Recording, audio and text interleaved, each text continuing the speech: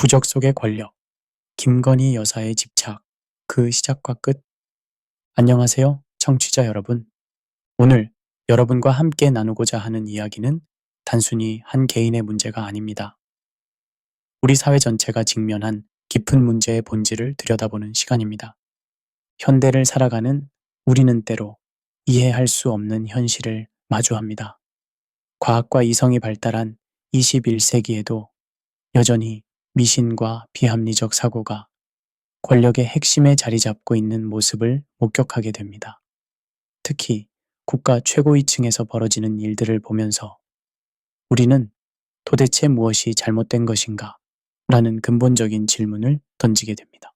오늘 우리가 살펴볼 사례는 단순한 개인적 일탈이 아닙니다. 이는 현대사회의 구조적 문제, 권력의 본질, 그리고 우리가 추구해야 할 진정한 가치가 무엇인지를 보여주는 거울과 같습니다. 김건희 여사의 사례를 통해 우리는 권력과 미신이 결합했을 때 어떤 파괴적 결과를 낳는지, 그리고 이러한 상황에서 일반 시민들은 어떻게 대응해야 하는지에 대한 실질적인 통찰을 얻을 수 있을 것입니다. 이 오디오북은 단순한 비판서가 아닙니다. 현실을 정확히 인식하고 그 속에서 올바른 선택을 할 수 있도록 돕는 실용적 가이드입니다. 우리는 감정적 분노나 정치적 편향을 넘어서 냉철한 분석과 성찰을 통해 진정한 해답을 찾아 나갈 것입니다. 여기서 약간의 냉소적 관점을 덧붙이자면 우리가 살고 있는 이 시대는 진실을 말하는 자들이 침묵을 강요받고 거짓을 말하는 자들이 박수갈채를 받는 시대입니다. 하지만 그렇기 때문에 더욱 우리는 진실을 향한 용기를 잃어서는 안 됩니다. 제1장 공허함의 뿌리, 현대인의 내면적 결핍. 모든 문제의 시작은 인간 내면의 공허함에서 비롯됩니다. 김건희 여사의 사례를 통해 우리가 먼저 이해해야 할 것은 왜 현대인들이 미신과 비합리적 사고에 매달리게 되는가 하는 근본적인 메커니즘입니다.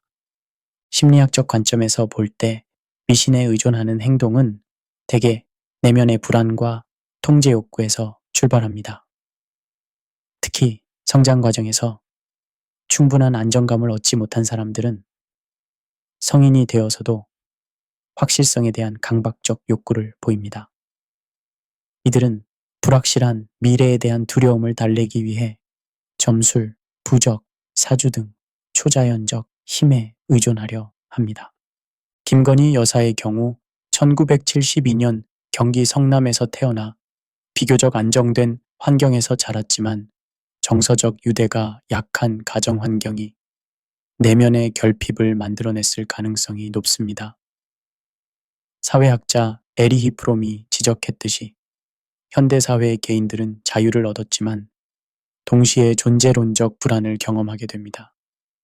이러한 불안은 종종 권위주의적 성격이나 비합리적 믿음 체계로 이어집니다. 특히 주목해야 할 점은 보상심리입니다. 내면의 부족함을 느끼는 사람들은 외부의 인정이나 권위를 통해 자신의 가치를 증명하려 합니다. 이는 단순히 개인적 차원을 넘어서 사회적 지위나 권력을 획득한 후에도 계속되는 강박적 패턴입니다. 여러분은 주변에서 이런 사람들을 본 적이 있으실 것입니다. 겉보기에는 성공한 것처럼 보이지만 여전히 점집을 찾아다니거나 무속인의 조언에 의존하는 사람들 말입니다. 이들의 행동을 단순히 개인적 취향으로 치부해서는 안 됩니다. 이는 현대사회의 구조적 문제를 반영하는 증상이기 때문입니다. 현대 자본주의 사회는 개인에게 무한한 가능성을 약속하지만 동시에 극심한 경쟁과 불안정성을 강요합니다.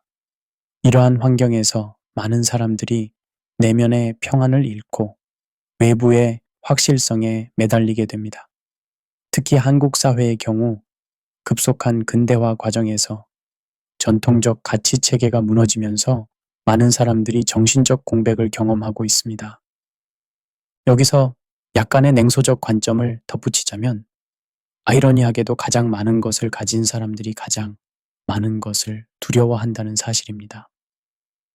권력과 재력을 얻을수록 그것을 잃을까봐 더욱 불안해하고 결국 비합리적인 수단에라도 의존하려 하는 것입니다. 우리가 이 문제를 해결하기 위해서는 먼저 자신의 내면을 들여다봐야 합니다. 진정한 안정감은 외부에서 오는 것이 아니라 내면의 평안에서 비롯됩니다. 그리고 그 평안은 진리에 기반한 올바른 가치관에서만 찾을 수 있습니다. 제2장 미신에 사로잡힌 판단력, 비합리성의 사회적 확산.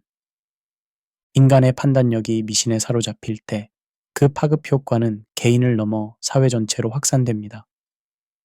김건희 여사 사례에서 우리가 목격하는 것은 바로 이러한 비합리성이 어떻게 국가 차원의 의사결정에까지 영향을 미치는가 하는 충격적인 현실입니다.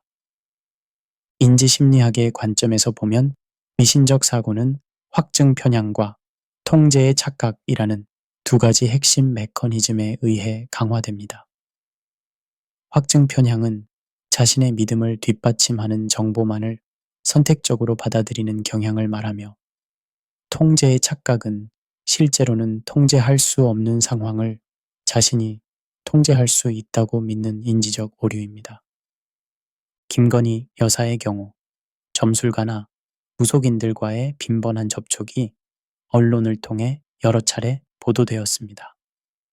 특히 대통령 선거 기간 중 건진법사로 알려진 무술인의 선거 캠프 개입은 단순한 개인적 차원을 넘어 공적 영역으로의 확산을 보여줍니다. 이는 매우 위험한 선례를 남겼습니다. 역사적으로 살펴보면 권력자의 미신 의존은 항상 재앙적 결과를 낳았습니다. 고대 로마의 황제들이 점성술사들의 조언에 따라 국정을 운영하다가 멸망에 이른 사례나 근대 독일에서 히틀러가 점성술과 오컬트에 의존했던 사실들이 이를 증명합니다. 우리나라의 경우에도 최태민 최순실 게이트를 통해 비합리적 사고가 국정에 미치는 파괴적 영향을 직접 경험한 바 있습니다. 문제는 이러한 비합리성이 단순히 개인의 문제로 끝나지 않는다는 점입니다. 권력자의 미신 의존은 다음과 같은 사회적 파급 효과를 낳습니다. 첫째, 정책 결정의 비합리성입니다. 과학적 근거나 전문가의 조언 대신 점과에나 사주에 따라 중요한 결정이 내려진다면 그 피해는 고스란히 국민에게 돌아갑니다. 둘째, 공정성과 투명성의 훼손입니다. 공개적이고 합리적인 절차 대신 은밀한 조언자들의 영향력이 커질 때 민주주의의 기본 원칙이 무너집니다. 셋째, 사회 전체의 비합리성 확산입니다. 권력자의 행동은 강력한 모델링 효과를 가지며 이는 사회 전반에 미신적 사고를 정당화하는 역할을 합니다. 특히 주목해야 할 점은 디지털 시대의 미신이 가지는 새로운 특성입니다. 과거의 미신이 개인적이고 은밀한 차원에 머물렀다면 현재의 미신은 소셜미디어와 인터넷을 통해 빠르게 확산되고 체계화됩니다. 온라인 점술 플랫폼의 급성장이나 유튜브의 운세 콘텐츠 인기는 이러한 현상을 보여줍니다. 여기서 약간의 냉소적 관점을 덧붙이자면 아이러니하게도 가장 과학적이고 합리적이어야 할 정치 권력의 핵심에서 가장 비과학적이고 비합리적인 사고가 판을 치고 있다는 사실입니다. 이는 우리 사회의 교육 시스템과 가치 체계에 심각한 문제가 있음을 시사합니다. 그렇다면 우리는 어떻게 해야 할까요? 무엇보다 비판적 사고 능력을 기르는 것이 중요합니다. 어떤 주장이나 조언을 들을 때 그것이 과학적 근거에 기반하고 있는지, 논리적으로 타당한지를 스스로 판단할 수 있어야 합니다. 또한 불확실성에 대한 건전한 태도를 기르는 것도 필요합니다. 모든 것을 통제할 수 있다는 착각을 버리고 불확실함 속에서도 최선의 선택을 할 수 있는 지혜를 기르는 것입니다. 제3장 권력의 냄새를 따라 현대 권력 구조의 본질, 권력이란 무엇일까요? 단순히 남을 지배하는 힘일까요? 아니면 더 깊은 의미가 있을까요? 김건희 여사 사례를 통해 우리는 현대사회 권력 구조의 복잡하고 은밀한 메커니즘을 들여다볼 수 있습니다. 정치학자 미셸 푸코는 권력을 관계의 네트워크로 정의했습니다. 권력은 단순히 위에서 아래로 흐르는 것이 아니라 복잡한 관계망을 통해 순환하고 재생산됩니다. 김건희 여사의 경우 표면적으로는 대통령 배우자라는 지위에 의한 권력처럼 보이지만 실제로는 훨씬 복잡한 권력 네트워크의 중심에 서 있습니다. 먼저 살펴볼 것은 문화자본의 활용입니다. 프랑스 사회학자 피에르 부르디오에가 제시한 이 개념에 따르면 교육, 예술, 문화적 취향 등이 사회적 지위를 획득하고 유지하는 데 중요한 역할을 합니다. 김건희 여사는 과거 전시기획사 코바나 콘텐츠를 운영하며 미술계 인맥을 구축했습니다. 이러한 문화적 네트워크는 표면적으로는 예술적 활동으로 보이지만 실제로는 강력한 권력 자원으로 작용합니다. 문제는 이러한 문화자본이 공적 영역과 사적 영역의 경계를 흐리면서 발생합니다. 개인적 인맥과 취향이 국정 운영에 영향을 미치기 시작하면 민주주의의 기본 원칙인 공정성과 투명성이 훼손됩니다. 특히 대기업과의 후원 관계나 미술계 인사들과의 밀접한 연관성은 권력형 이권 논란으로 이어졌습니다. 또 다른 중요한 측면은 비가시적 권력의 행사입니다.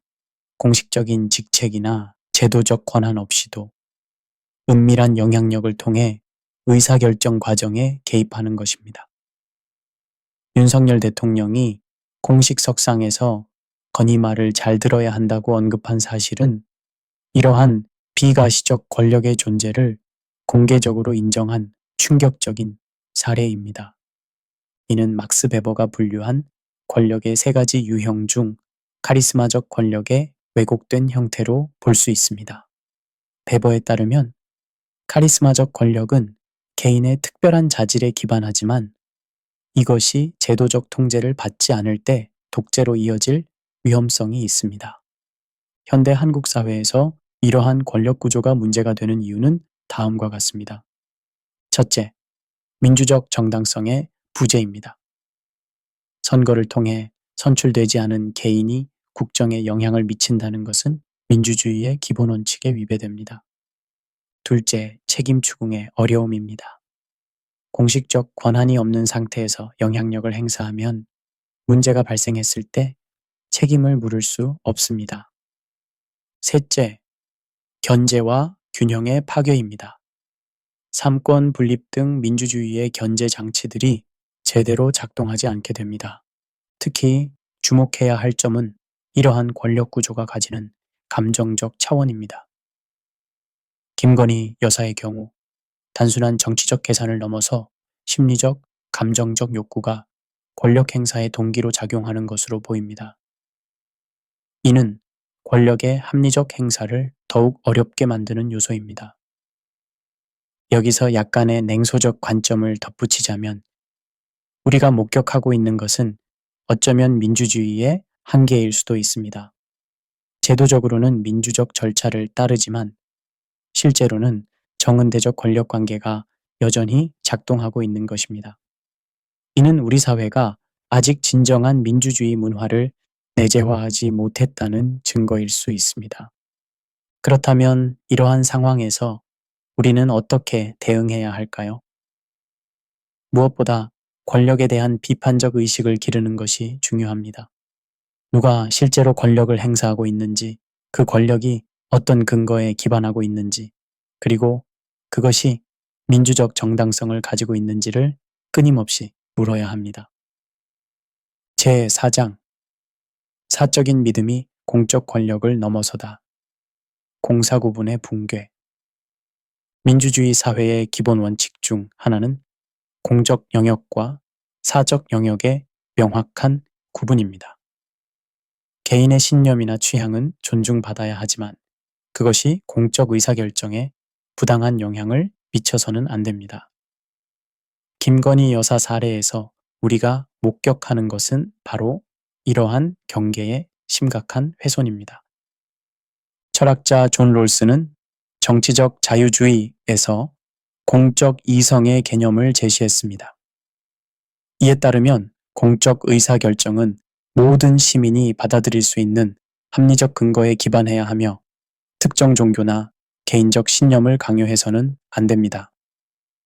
그런데 김건희 여사의 경우 개인적 미신이 국정 전반에 영향을 미치고 있다는 강한 의혹이 제기되고 있습니다. 구체적으로 살펴보면 부적을 소지하거나 인사결정 전 사주를 보는 행위는 개인적 차원에서는 문제가 없을 수 있습니다. 하지만 이것이 공적 의사결정에 영향을 미친다면 상황은 완전히 달라집니다. 특히 대통령의 배우자라는 지위를 고려할 때 이러한 행동들은 필연적으로 정치적 의미를 가지게 됩니다. 이 문제를 법적 관점에서 살펴보면 직접적인 위법성을 찾기는 어렵습니다.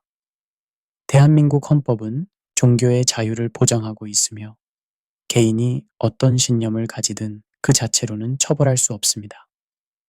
하지만 헌법 제7조는 공무원의 정치적 중립성을 규정하고 있으며 제66조는 대통령의 헌법 준수 의무를 명시하고 있습니다. 따라서 개인적 신념이 공적 의무와 충돌할 때는 후자가 우선되어야 합니다. 더 심각한 문제는 이러한 경계 붕괴가 가져오는 정치적 파급 효과입니다. 정치학자 가브리엘 알몬드의 정치문화 이론에 따르면 건전한 민주주의 문화를 위해서는 시민들이 정치 과정에 대한 신뢰와 효능감을 가져야 합니다. 그런데 비합리적 요소가 정치적 의사결정에 개입한다는 인식이 확산되면 시민들의 정치에 대한 신뢰는 급격히 무너집니다. 실제로 여론조사 결과들을 보면 김건희 여사와 관련된 각종 논란들이 정권에 대한 국민적 신뢰도에 상당한 악영향을 미치고 있음을 확인할 수 있습니다. 이는 단순히 개인의 문제가 아니라 민주주의 전체의 건강성과 직결된 문제임을 보여줍니다. 국제적 관점에서 보면 이러한 상황은 한국의 국가 이미지에도 심각한 타격을 줍니다. 선진 민주주의 국가들은 정교 분리와 공사 구분을 민주주의의 핵심 가치로 여기고 있습니다. 따라서 한국 정치의 비합리적 측면이 국제사회에 알려질 경우 외교적으로도 상당한 손실을 입을 수 있습니다. 특히 한국이 추구하고 있는 글로벌 중추국가 비전과도 배치됩니다. 21세기 국제사회에서 리더십을 발휘하려면 과학적, 합리적 사고에 기반한 정책 결정이 필수적입니다. 그런데 미신이 정책 결정에 개입한다는 인식이 확산되면 한국의 국제적 신뢰도는 심각하게 훼손될 수밖에 없습니다. 여기서 약간의 냉소적 관점을 덧붙이자면 아이러니하게도 우리는 과학기술 강국을 자처하면서도 정치 권력의 핵심에서는 여전히 정운대적 사고방식이 통용되고 있다는 모순을 보여주고 있습니다.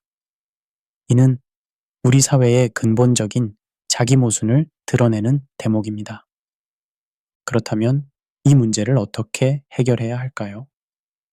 무엇보다 제도적 장치를 강화해야 합니다.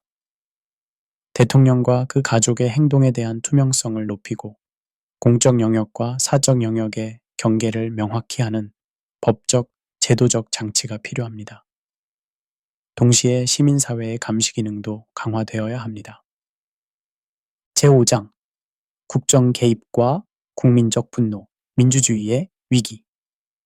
민주주의는 국민의 주권에 기반합니다. 모든 권력은 국민으로부터 나오며 선출되지 않은 개인이나 집단이 국정에 개입하는 것은 민주주의의 근본 원칙에 위배됩니다. 김건희 여사 사례에서 제기되는 각종 국정 개입 의혹들은 단순한 개인적 일탈을 넘어서 민주주의 자체에 대한 도전으로 해석되어야 합니다. 정치학적으로 볼 때 이 문제는 대표성의 위기와 직결됩니다. 로버트 달이 제시한 민주주의의 핵심 요건 중 하나는 선출된 관리들의 통제입니다. 즉, 중요한 정치적 결정은 반드시 선출된 공직자들에 의해 이루어져야 한다는 것입니다. 그런데 김건희 여사의 경우 선거를 통해 선출되지 않았음에도 불구하고 다음과 같은 영역에서 영향력을 행사했다는 의혹이 제기되고 있습니다. 첫째, 인사 문제입니다. 특정 인사에 대한 비선 추천이나 반대 의견 표명이 실제 인사 결정에 영향을 미쳤다는 지적이 있습니다. 이는 헌법상 대통령의 고유 권한인 인사권에 대한 부당한 개입으로 볼 수 있습니다. 둘째, 정책 결정 과정에서의 개입입니다. 대통령의 일정이나 정책 방향에 대해 의견을 제시하고 이것이 실제 국정 운영에 반영되었다는 증언들이 나오고 있습니다. 셋째, 언론 대응과 홍보 전략에서의 역할입니다. 정부의 대외 소통 전략이나 언론 대응 방식에 영향을 미쳤다는 지적도 있습니다. 이러한 상황이 문제가 되는 이유는 책임 정치의 원칙을 훼손하기 때문입니다. 민주주의에서 권력을 행사하는 자는 반드시 그에 상응하는 책임을 져야 합니다. 하지만 비공식적 영향력을 행사하는 경우 권력은 있지만 책임은 지지 않는 모순적 상황이 발생합니다.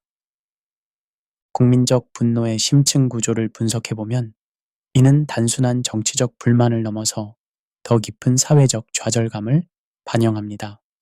사회학자 피에르 부르디오의 아비투스 개념을 적용해보면 한국 사회의 민주주의 아비투스와 정은대적 권력 관행 사이의 충돌로 이해할 수 있습니다.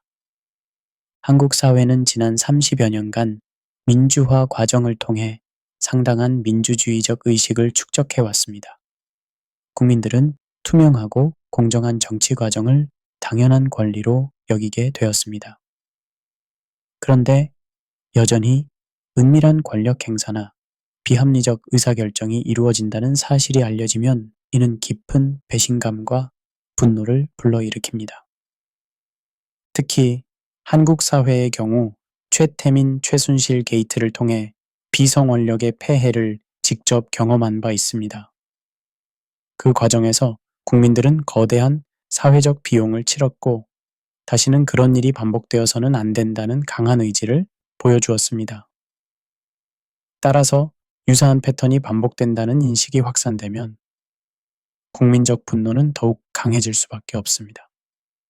경제적 관점에서도 이 문제를 살펴볼 필요가 있습니다. 노벨 경제학상 수상자 더글러스 노스의 제도 경제학 이론에 따르면 한 사회의 경제 발전은 제도의 질과 밀접한 관련이 있습니다. 투명하고 예측 가능한 제도가 있어야 투자와 혁신이 활발해집니다. 그런데 정치적 의사결정 과정에 비합리적 요소가 개입한다면 이는 제도의 신뢰성을 크게 떨어뜨립니다. 투자자들이나 기업들은 예측할 수 없는 변수에 대해 우려하게 되고 이는 결국 경제 전체의 효율성을 저해합니다. 여기서 약간의 냉소적 관점을 덧붙이자면 우리가 목격하고 있는 것은 어쩌면 민주주의의 형식은 갖추었지만 그 내용은 여전히 채우지 못한 우리 사회의 한계일 수 있습니다. 제도적 민주화는 이루어졌지만 문화적 민주화는 아직 완성되지 않았다는 것입니다.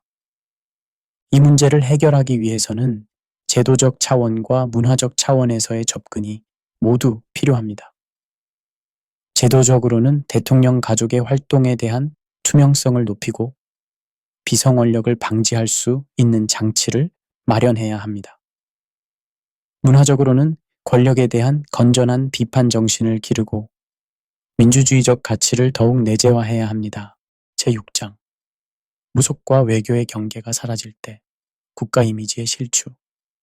국가의 외교는 단순히 정부 간의 관계가 아닙니다. 그것은 한 나라의 품격과 신뢰성을 보여주는 창문이며 국제사회에서의 위상을 결정하는 핵심 요소입니다. 그런데 만약 외교 무대에서 비합리적이고 비전문적인 모습이 드러난다면 그 파급 효과는 상상을 초월할 것입니다. 김건희 여사의 해외 순방 관련 논란들을 살펴보면 우리는 현대 외교의 복잡성과 민감성을 새롭게 인식하게 됩니다. 외교학자 한스 모겐소가 지적했듯이 외교는 국력의 예술적 표현입니다. 따라서 외교 무대에서의 모든 행동과 발언은 그 나라의 문화적 수준과 정치적 성숙도를 보여주는 지표가 됩니다. 구체적으로 제기된 문제들을 살펴보면 다음과 같습니다. 첫째, 사적 일정과 공적 일정의 혼재입니다. 외국 순방 중 개인적 쇼핑이나 관광으로 해석될 수 있는 활동들이 공식 일정과 섞여서 진행되었다는 지적이 있습니다. 이는 외교 예산의 사적 사용 논란으로 이어질 수 있으며 상대방 국가에 대한 예의를 갖추지 못한 것으로 해석될 위험이 있습니다.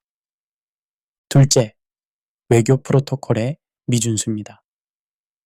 국제 외교에는 오랜 전통과 관례에 따라 확립된 프로토콜이 있습니다. 이를 제대로 준수하지 않으면 상대방 국가에 대한 무례함으로 받아들여질 수 있으며 이는 결국 국가 간 관계에 악영향을 미칩니다. 셋째, 통역 문제와 소통의 한계입니다. 외교는 정확하고 섬세한 소통이 생명입니다.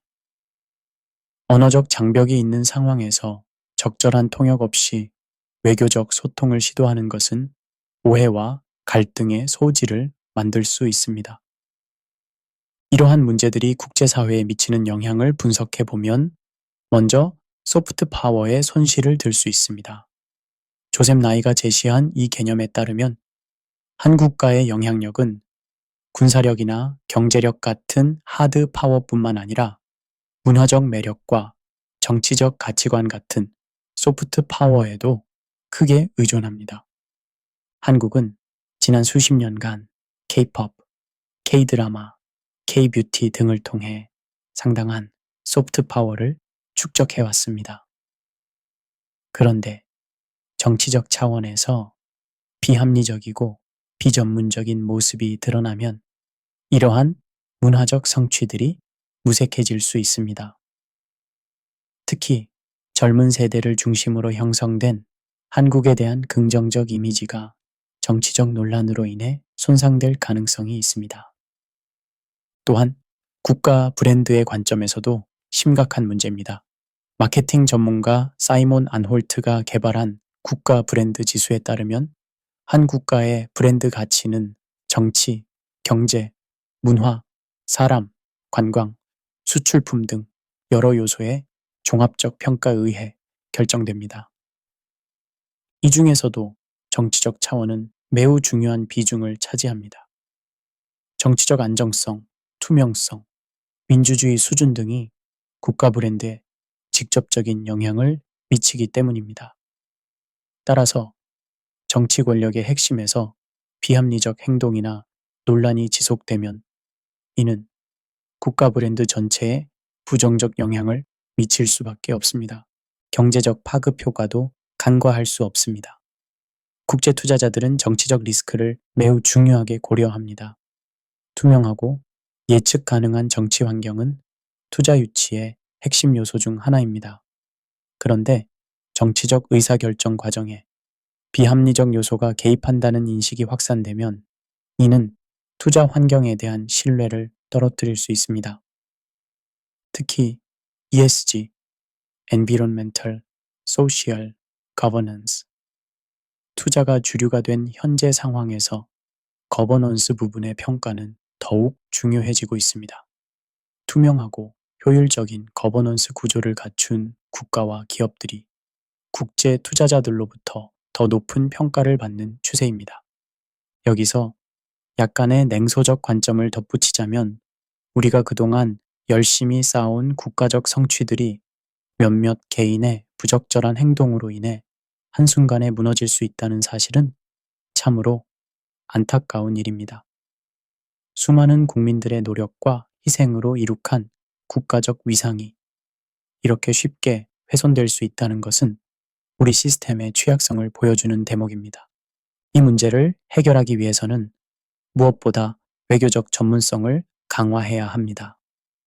외교는 전문가의 영역이며 개인적 감정이나 취향이 개입될 여지를 최소화해야 합니다.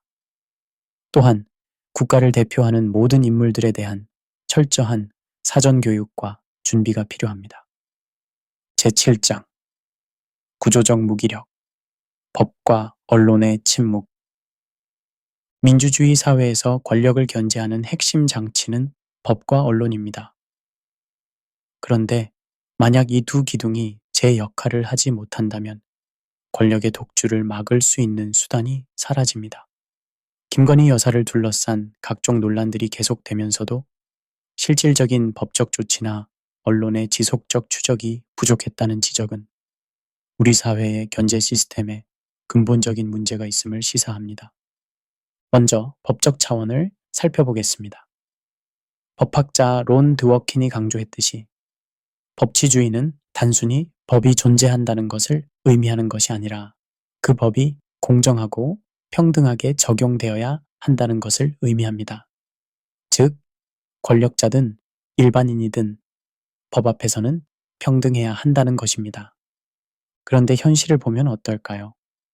김건희 여사와 관련된 각종 의혹들이 제기되었지만 실질적인 수사나 법적 조치로 이어진 경우는 매우 제한적입니다. 이에 대해서는 여러 가지 해석이 가능합니다. 첫째, 법적 근거의 부족입니다. 현행법상 대통령 배우자의 지위나 활동에 대한 명확한 규정이 없어서 설령 부적절한 행동이 있더라도 이를 처벌할 법적 근거가 미약할 수 있습니다. 둘째, 정치적 고려입니다. 수사기관이 정치적 부담을 고려하여 소극적으로 대응할 가능성이 있습니다. 특히 대통령의 가족과 관련된 사안은 정권 전체에 미칠 파급 효과를 고려하지 않을 수 없습니다. 셋째, 증거 수집의 어려움입니다. 많은 의혹들이 은밀하게 이루어졌거나 간접적인 영향력 행사의 형태여서 구체적인 증거를 확보하기 어려울 수 있습니다. 하지만 이러한 이유들이 면죄부가 될 수는 없습니다. 법치주의의 관점에서 보면 권력자에 대한 법적 면제는 민주주의의 근간을 흔드는 것입니다. 특히 한국의 경우 과거 권위주의 시절의 관행이 여전히 남아있는 것은 아닌지 성찰해 볼 필요가 있습니다. 언론의 역할도 심각하게 문제입니다. 언론학자 빌 코바치와 톰 로젠스틸이 져서 저널리즘의 기본 원칙에서 강조했듯이 언론의 첫 번째 의무는 진실 추구입니다. 특히 권력을 감시하고 견제하는 것은 언론의 핵심 기능 중 하나입니다. 그런데 한국 언론의 현실은 어떨까요? 몇 가지 구조적 문제를 지적할 수 있습니다. 첫째, 언론의 정치적 편향성입니다. 많은 언론사들이 특정 정치적 성향을 가지고 있어서 객관적인 보도보다는 정치적 입장에 따른 선별적 보도를 하는 경향이 있습니다. 둘째, 경제적 압박입니다. 광고 수익 감소와 구독자 감소로 인해 많은 언론사들이 경제적 어려움을 겪고 있습니다. 이러한 상황에서 권력과의 갈등을 피하려는 경향이 나타날 수 있습니다. 셋째, 법적 리스크에 대한 우려입니다. 명예훼손이나 모독죄 등의 위험 때문에 권력자에 대한 비판적 보도를 자제하는 경향이 있습니다. 이러한 상황이 계속되면 어떤 결과가 나타날까요? 정치학자 레리 다이아몬드가 지적한 민주주의의 후퇴 현상이 나타날 수 있습니다. 형식적으로는 민주주의 제도가 작동하지만 실질적으로는 권력에 대한 견제가 약화되어 권위주의적 성격이 강화되는 것입니다. 특히 한국의 경우 지난 30여 년간 민주화를 통해 쌓아온 성과들이 서서히 약화될 위험이 있습니다. 시민들의 정치에 대한 불신이 높아지고 정치 참여 의지가 감소할 수 있습니다. 이는 결국 민주주의 전체의 활력을 떨어뜨리는 결과를 낳습니다. 국제적으로도 심각한 문제입니다. 프리덤 하우스나 투명성 국제기구 같은 국제기구들은 각국의 민주주의와 투명성 수준을 평가하고 있습니다. 이러한 평가에서 한국의 순위가 하락한다면 이는 국가 이미지와 신뢰도에 직접적인 타격을 줄 것입니다. 여기서 약간의 냉소적 관점을 덧붙이자면 우리가 목격하고 있는 것은 어쩌면 민주주의의 한계일 수 있습니다. 제도적 장치들이 존재하지만 그것들이 실제로 작동하려면 운영하는 사람들의 의지와 용기가 필요합니다. 그런데 그 의지와 용기가 부족할 때 민주주의는 껍데기만 남은 채로 공허하게 돌아갈 수 있습니다. 이 문제를 해결하기 위해서는 시민사회의 역할이 더욱 중요해집니다.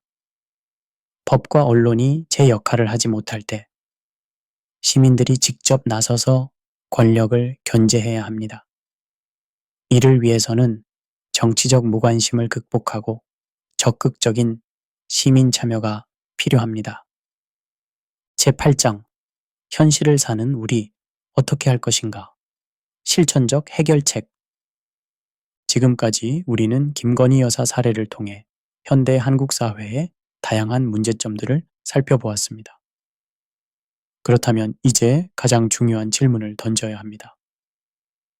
현실을 살아가는 우리는 이러한 상황에서 어떻게 해야 할 것인가? 이 질문에 답하기 위해서는 먼저 우리가 처한 상황을 정확히 진단해야 합니다. 심리학자 빅터 프랭클이 말했듯이 문제 상황에서 가장 중요한 것은 그 상황을 바꿀 수 없더라도 그 상황에 대한 우리의 태도는 바꿀 수 있다는 것입니다. 현재 우리가 직면한 핵심 문제들을 정리하면 다음과 같습니다. 첫째, 권력에 대한 시민의 통제력 약화입니다. 민주주의의 기본 원칙인 국민주권이 형식적으로만 존재하고 실질적으로는 소수의 권력 집단이 국정을 좌우하는 상황이 벌어지고 있습니다. 둘째, 공적 영역과 사적 영역의 경계 붕괴입니다. 개인적 믿음이나 취향이 공적 의사 결정에 부당한 영향을 미치고 있으며 이는 합리적 정책 결정을 저해하고 있습니다.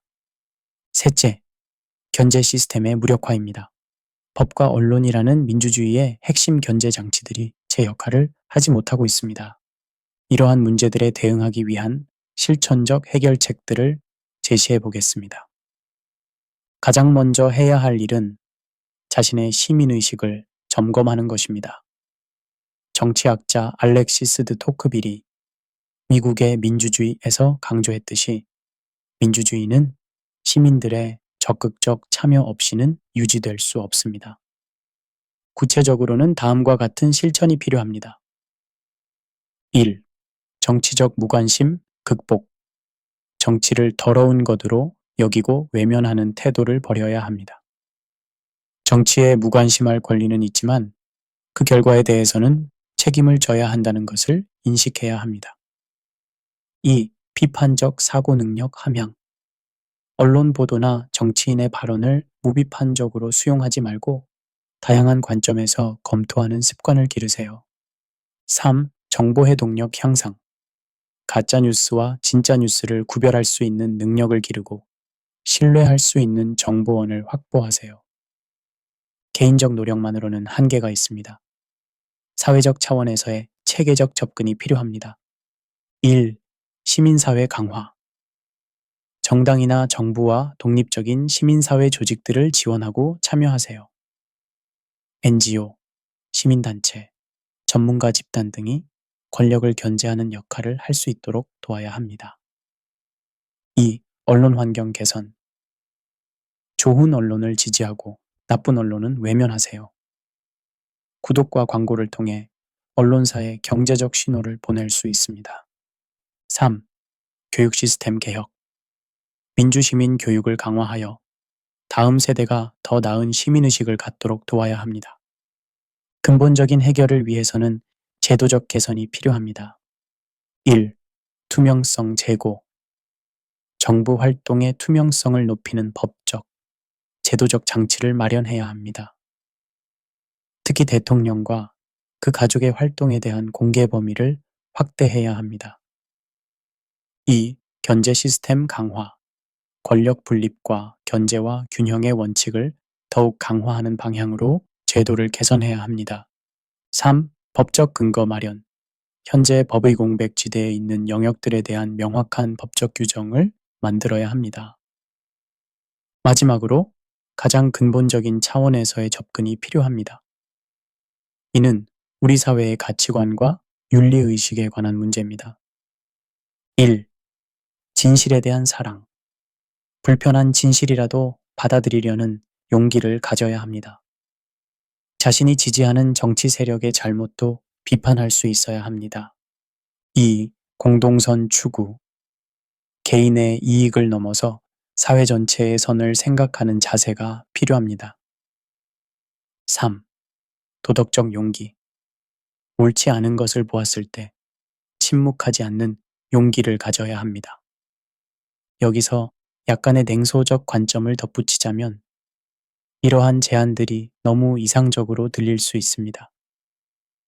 현실은 복잡하고 이해관계는 얽혀 있으며 개인의 힘으로는 바꿀 수 없는 것들이 많습니다.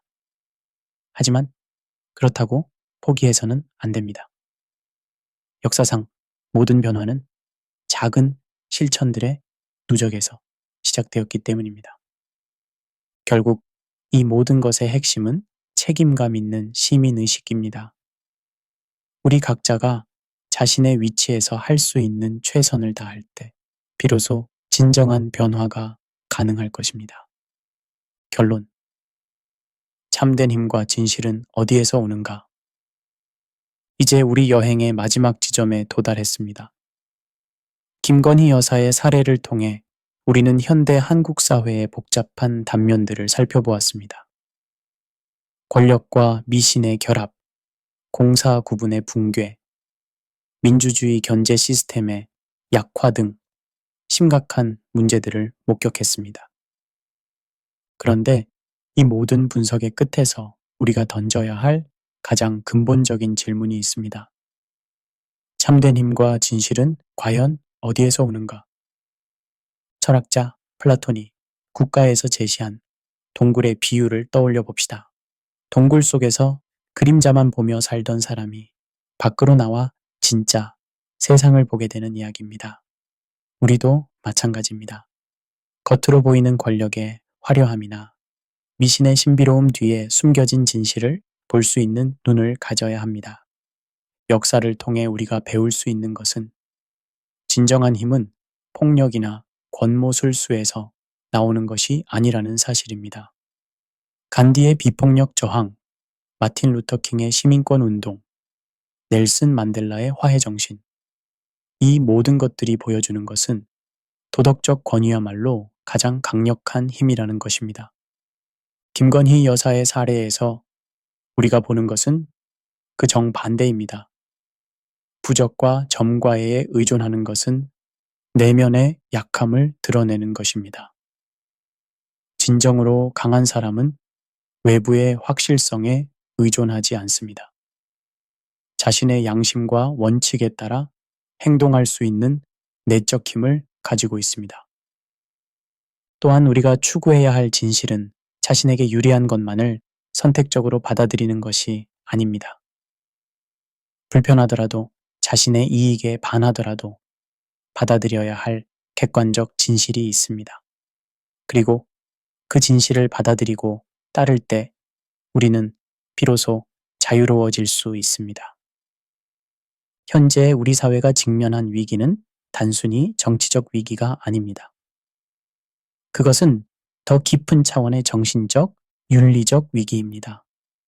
물질적 풍요는 달성했지만 정신적 가치를 잃어버린 상태입니다. 과학과 기술은 발달했지만 여전히 미신과 비합리성에 의존하는 모순적 상황입니다. 이러한 위기를 극복하기 위해서는 근본적인 가치관의 전환이 필요합니다. 외부의 권위나 신비로운 힘에 의존하는 대신 자신의 내면에서 나오는 도덕적 힘을 신뢰해야 합니다. 단기적 이익을 추구하는 대신 장기적 관점에서 옳은 것을 선택해야 합니다. 정치 지도자들에게는 더욱 엄격한 기준이 적용되어야 합니다. 권력을 가진 자는 그에 상응하는 도덕적 책임을 져야 합니다. 개인적 믿음과 취향은 존중받아야 하지만 그것이 공적 영역을 침범해서는 안 됩니다. 시민들에게는 깨어있는 의식이 필요합니다. 권력을 견제하고 감시하는 것은 시민의 권리이자 의무입니다. 정치적 무관심이나 냉소주의는 결국 자신에게 돌아올 피해를 키울 뿐입니다. 언론과 지식인들에게는 진실을 추구하는 용기가 필요합니다. 권력의 압력에 굴복하거나 경제적 이익을 위해 진실을 왜곡해서는 안 됩니다. 여기서 약간의 냉소적 관점을 덧붙이자면 이러한 이상들이 현실에서는 쉽게 실현되지 않는다는 것을 우리는 잘 알고 있습니다. 인간은 약한 존재이고 유혹에 빠지기 쉽며 때로는 자신의 이익을 위해 타협하기도 합니다. 하지만 바로 그렇기 때문에 더욱 높은 기준을 추구해야 하는 것입니다. 완벽한 사회는 존재하지 않습니다. 하지만 더 나은 사회를 향해 끊임없이 노력하는 것, 그것이 바로 우리가 할 수 있는 최선입니다. 그리고 그 노력의 시작은 바로 우리 자신의 내면에서부터 시작되어야 합니다. 김건희 여사의 사례는 우리에게 거울이 되어줍니다. 그 거울을 통해 우리는 우리 사회의 문제점들을 보았습니다. 이제 그 거울을 돌려서 우리 자신을 비춰볼 차례입니다. 우리는 과연 어떤 모습일까요? 우리도 혹시 겉으로는 합리적인 척하면서 실제로는 비합리적인 선택을 하고 있지는 않을까요?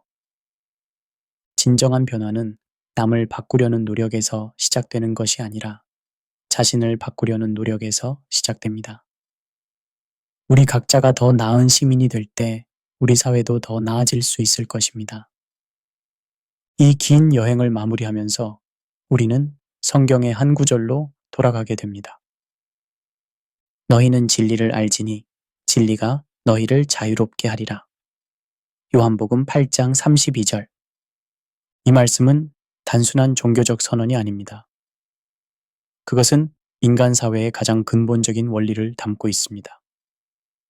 진리를 추구하고 그에 따라 살 때 우리는 비로소 참된 자유를 얻을 수 있다는 것입니다. 부적이나 점과에는 우리를 자유롭게 하지 못합니다. 오히려 두려움과 의존성의 사슬로 우리를 묶어둡니다. 권력도 마찬가지입니다.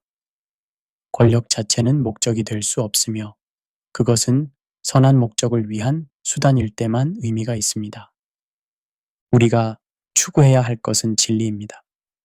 그리고 그 진리는 우리를 겸손하게 하고 책임감 있게 하며 사랑하게 만듭니다. 진리 앞에 선 사람은 자신의 한계를 인정하고 다른 사람을 존중하며 공동선을 추구하게 됩니다.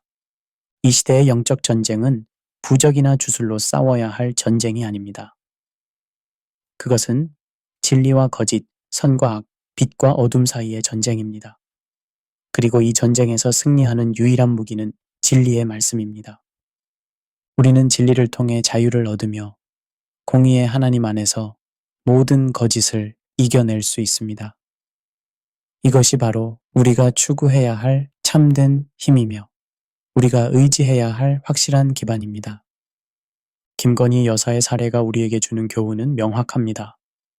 권력과 미신의 결합은 파괴적 결과를 낳을 뿐입니다.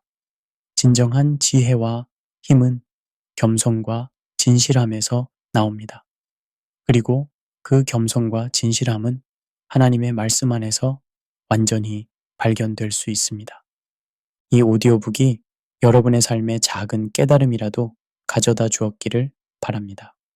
우리 모두가 진리를 사랑하고 정의를 추구하며 서로를 사랑하는 더 나은 사회를 만들어갈 수 있기를 소망합니다.